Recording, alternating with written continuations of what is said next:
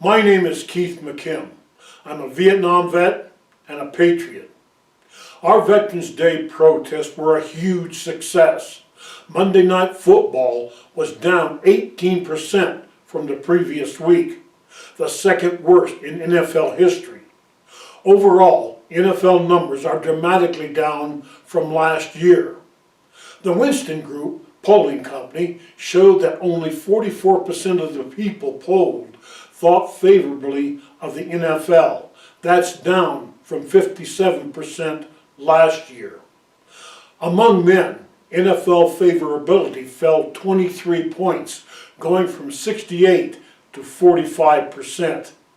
In males, aged 34 to 54, favorability fell 31 points, from 73 to 42%. Patriots, we are winning this battle. But it's interesting that the NFL leadership is taking the position that we are acting like spoiled children. They pretend that they are the adults waiting patiently for us to end our tantrums and come back to them. In a word, they're not taking us seriously. So, to make our point, let's up the stakes. In the short term, let's continue to not attend the games. Let's not watch them on TV or listen to them on radio. Let's continue to boycott their national and local sponsors. Let's encourage season ticket holders to not attend the games. Let's tell our families, friends, neighbors, fellow workers, and the public in general about the NFL's sanctioned disrespect of our sacred national symbols.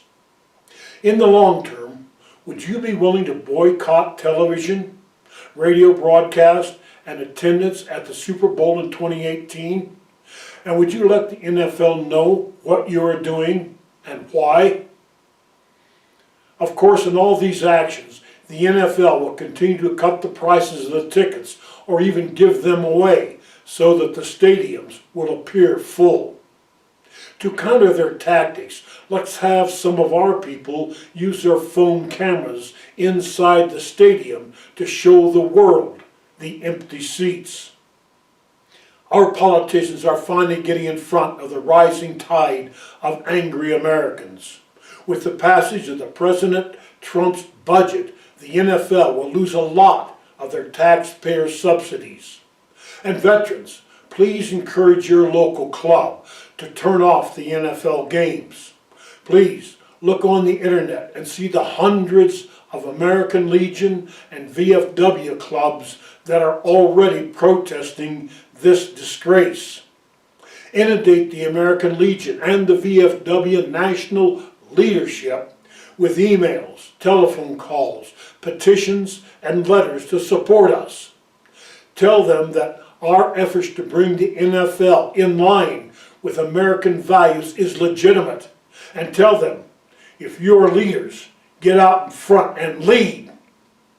NFL owners think that they can weather this storm and that we will become meek, mild milquetoast who will come crawling back to them.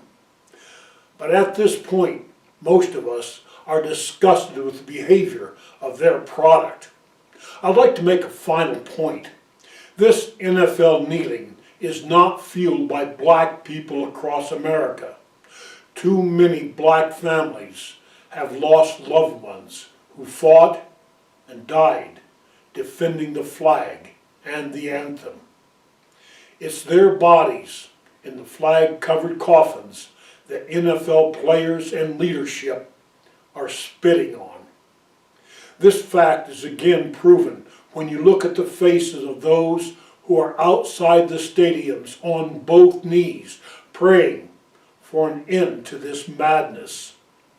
This fight should unite all races within the nation to express their outrage against the NFL. In the end, it's the NFL ownership that has to make the decision to put a stop to their employees' misbehavior. That usually means money.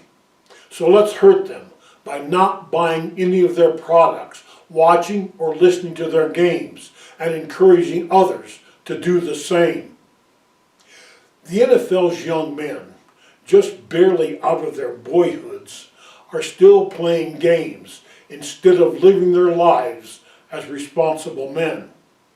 To help them transition into manhood, let me offer this definition of what a man is. A man's job in life is to provide for and protect his family, and by extension, his country. That's the blood sacrifice that our military willingly offers to an ungrateful NFL.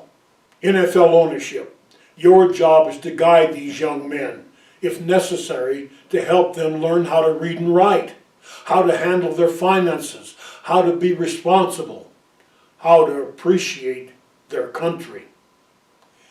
In the meantime, America is still waiting for the apology that is due to us from everyone in the NFL. Thank you. God bless you, and God bless the United States of America.